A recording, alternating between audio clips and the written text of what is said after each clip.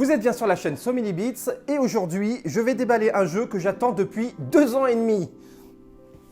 Oh la vache! Voilà, merci de nous avoir suivis. Non, je déconne.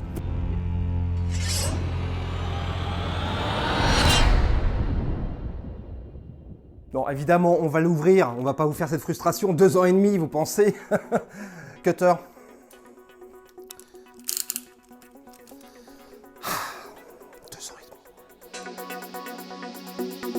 Alors, pourquoi ça a duré 2 ans et demi? Il y a plusieurs raisons. Bon, il y a eu de la malchance et puis un peu de... Bon, on va pas dire plus, mais disons que Mythic Game a eu un peu les yeux plus gros que la tête. S'ils s'étaient déjà engagés sur leur premier jeu, Joan of Arc, un jeu énorme, et ils ont enchaîné quasiment tout de suite sur Solomon Kane, donc l'adaptation de l'œuvre littéraire de l'auteur de Conan.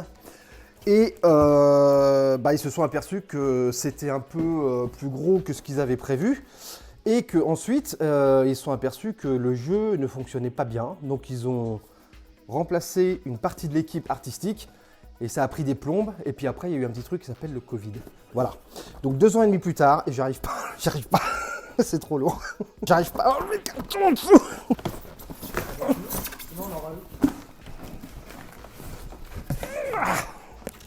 Donc nous avons 2 gros cartons. Qu'y a-t-il dedans? Mystère, mais nous allons le découvrir. Ouverture du premier carton. Très lourd, très très lourd. Nous avons 2 grosses boîtes dans une grosse boîte. Tout d'abord, Solomon Kane, boîte d'arsenal, qui contient, je pense, des stretch goals et une partie du matériel pour la boîte de base. Nous avons ensuite une autre boîte. Solomon Kane, le jeu. Donc là, on est sur la boîte de base. Oh, c'est incroyablement lourd, incroyablement lourd. Deuxième carton. Ah, beaucoup plus léger. Beaucoup plus léger.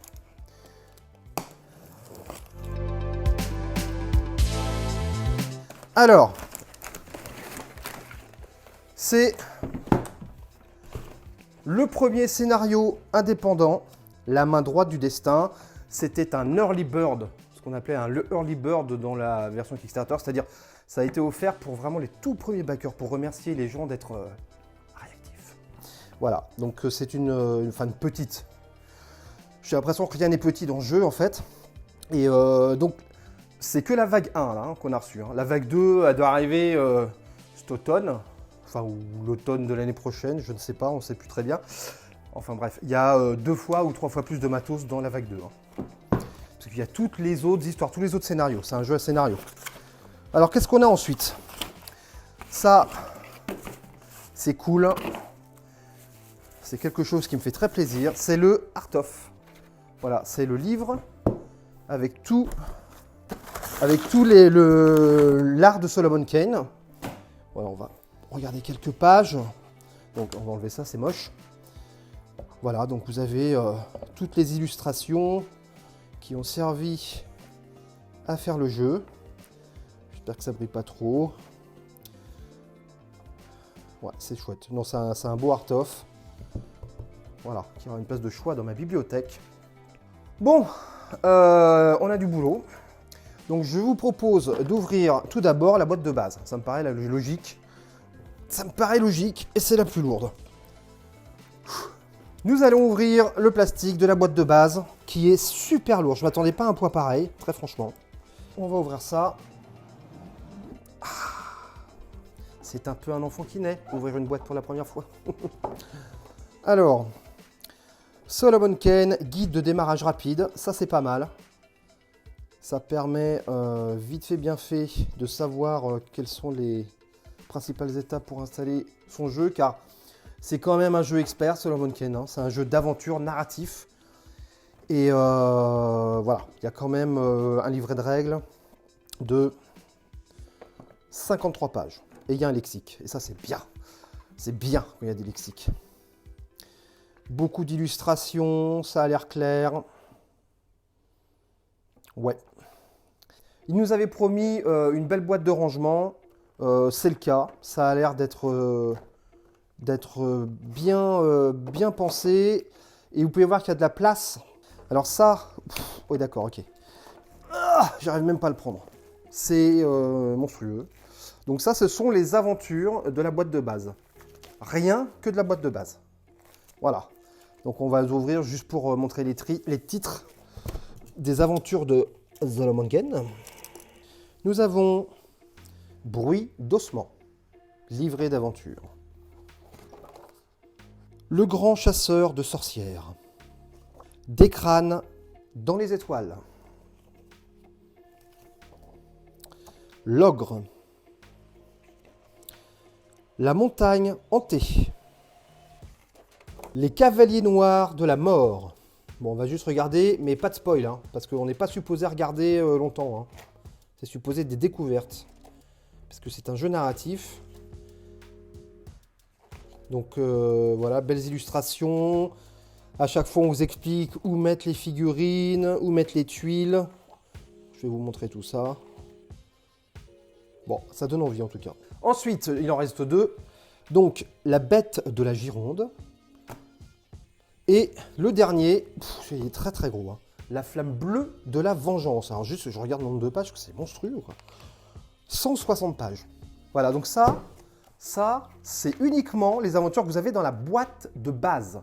Je ne sais pas pour combien d'heures de jeu il y en a, mais c'est énorme. Et il y a une vague 2 qui arrive, hein, avec, je crois que c'est, je sais plus, c'est 5 ou 6 aventures encore.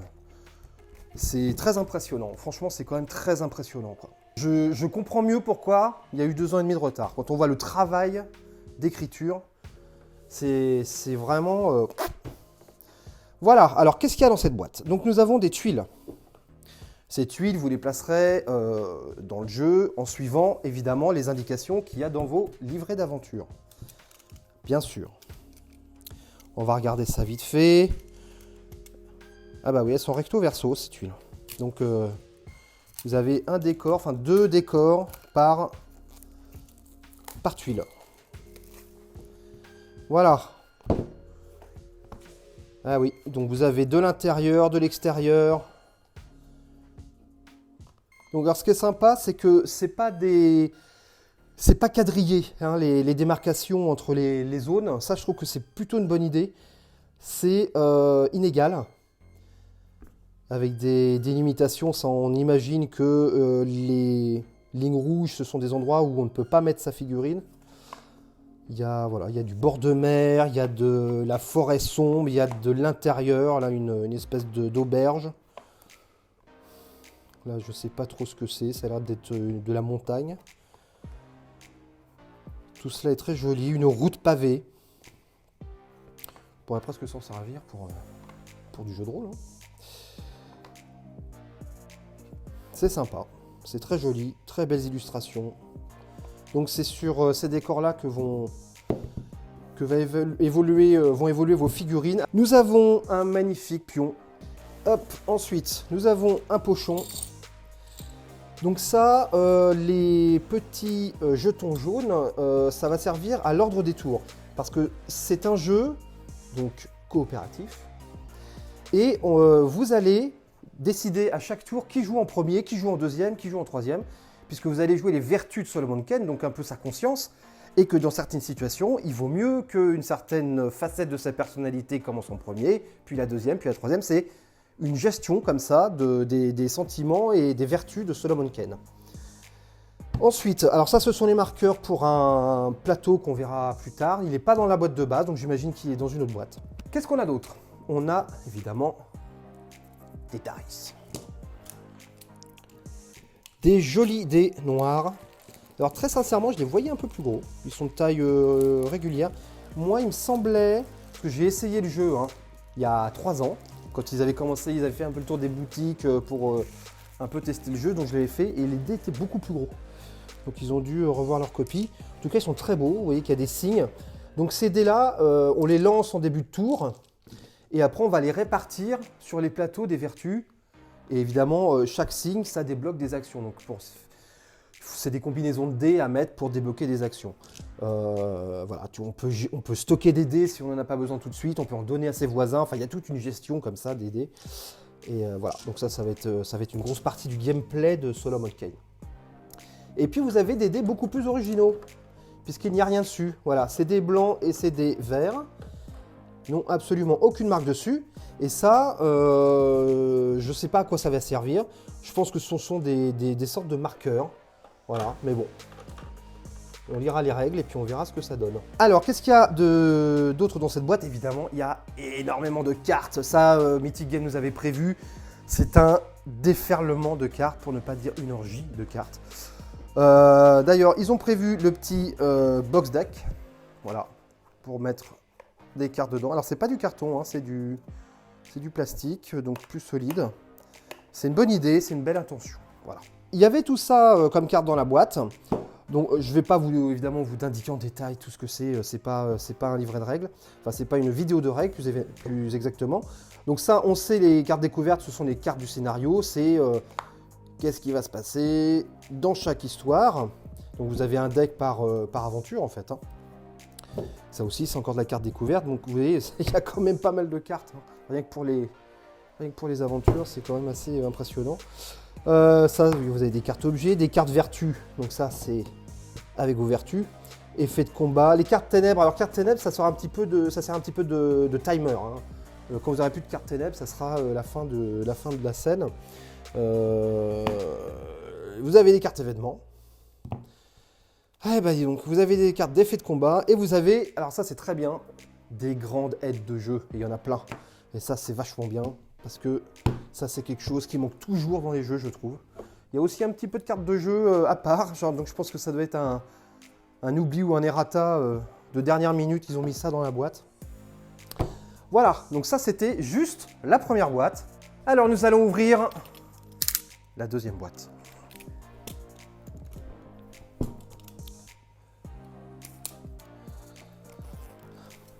Car nous aimons ce petit bruit de plastique. Cette douce texture avant l'extase de la découverte. Solomon Kane, boîte d'arsenal. Donc ça veut dire qu'il y a sûrement des armes dedans. Les armes pour jouer, bien sûr. Alors déjà, il y a du plateau, ce qu'il n'y avait pas, évidemment, c'était étonnant dans la boîte de base. On dit, il n'y a pas de plateau.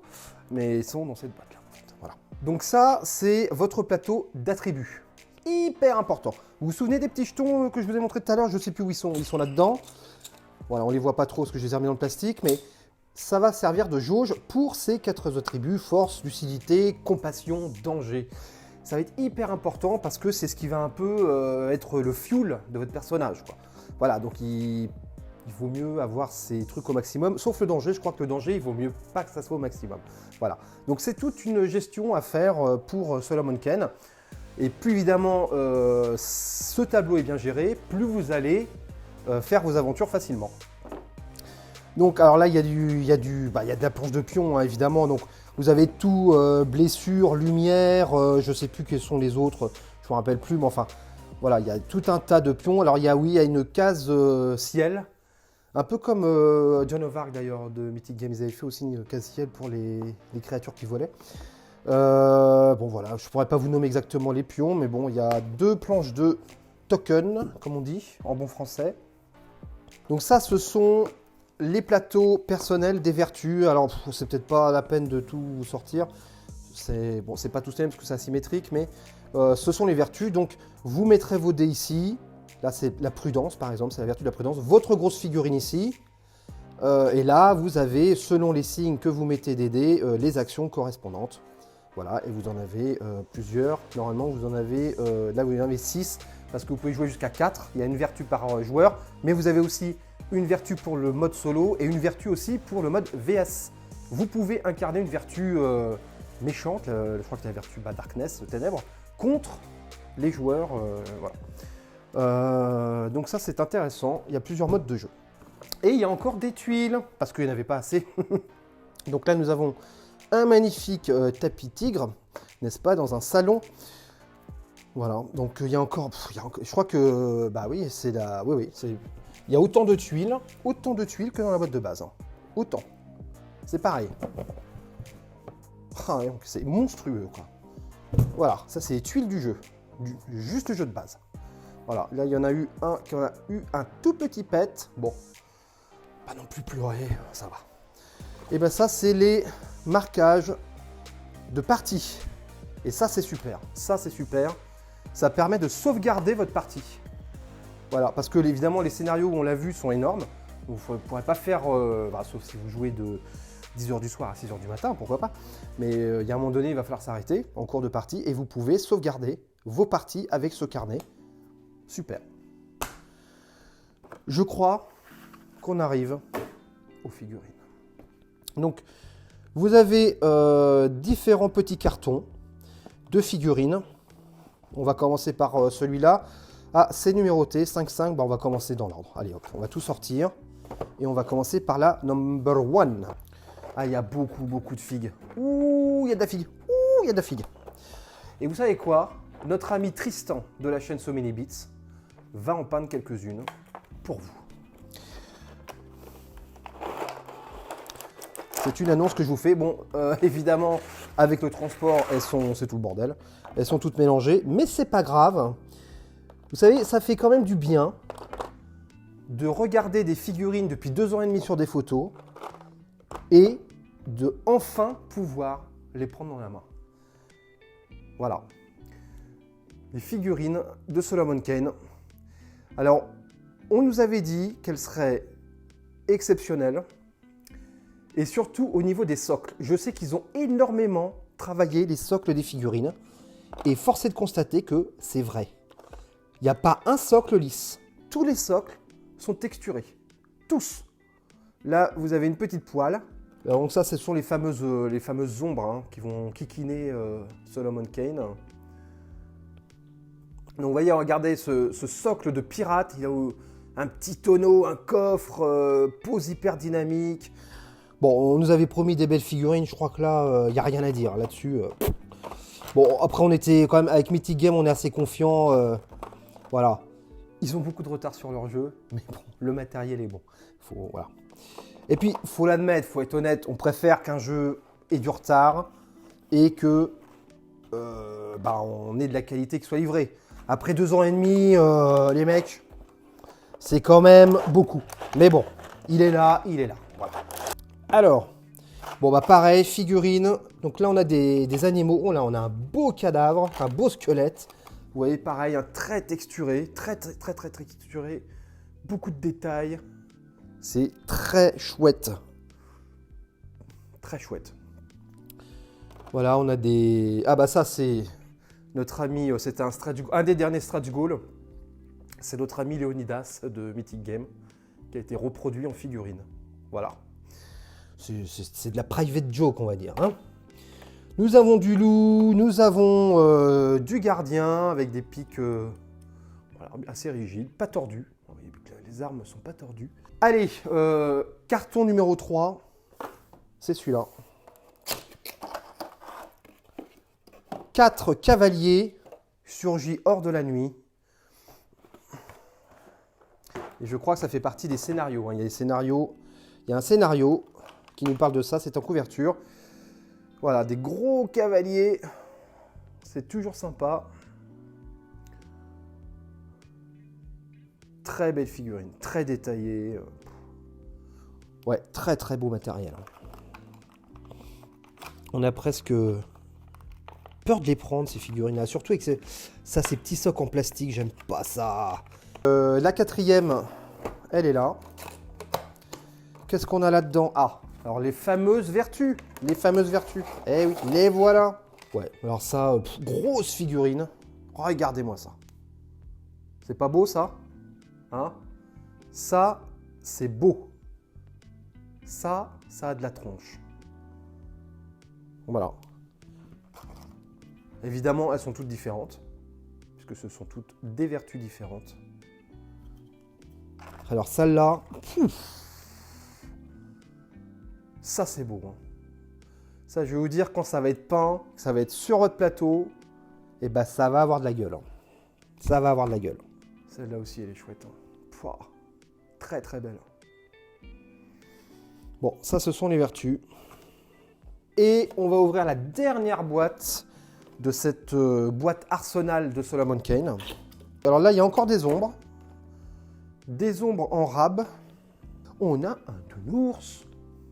Et oui, on a un beau nounours. On a un gros loup, mais un très gros loup. Hein. Je pense que ça va être pour le scénario qui se passe à Bordeaux là, avec le loup géant, j'imagine. Hein, si je suis pas trop con. Ouais. Ah, vous avez le fameux ogre du scénario L'Ogre.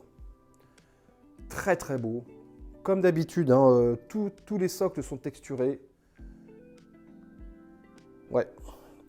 Et vous avez deux autres vertus. Voilà, deux autres vertus.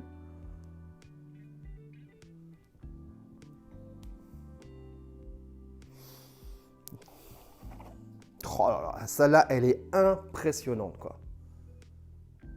Avec les disciples qui se mettent des épées dans le bide en se prosternant devant elle, là. Waouh! Bon, ok, d'accord. Donc, je ne vous ai pas montré Solomon Kane, la figurine de Solomon Kane. Je me suis fait engueuler par tout le monde.